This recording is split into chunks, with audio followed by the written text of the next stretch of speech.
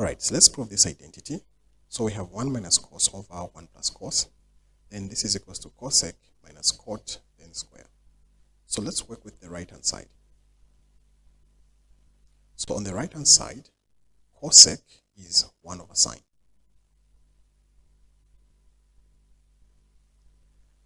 Then cot is cos over sine. Like this. Now remember, we still have a square. So the LCM of these two fractions, common denominator is the same sign. So sine into sine is 1 times the numerator, still 1. Sine into sine is 1 times the numerator, still cos. And all this is still a square. So in the numerator, we can now split the square. So we'll have 1 minus cos squared divided by sine squared. So this is what we have.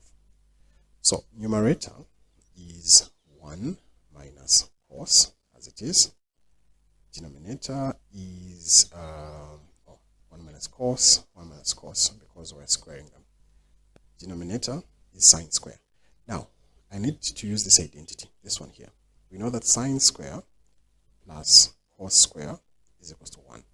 So if I make sine square the subject of the formula, this is 1 minus cos square.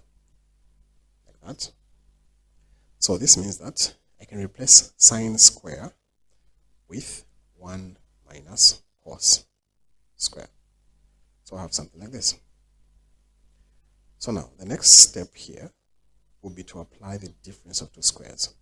Now remember, the difference of two squares looks like this. If you have two squares, for example, x squared and y squared, this is simply x plus y multiplied by x minus y.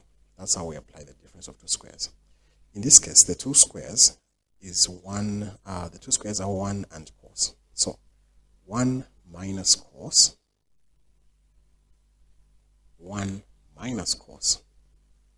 So if we apply the difference of two squares, this will become 1 minus cos multiplied by 1 plus cos.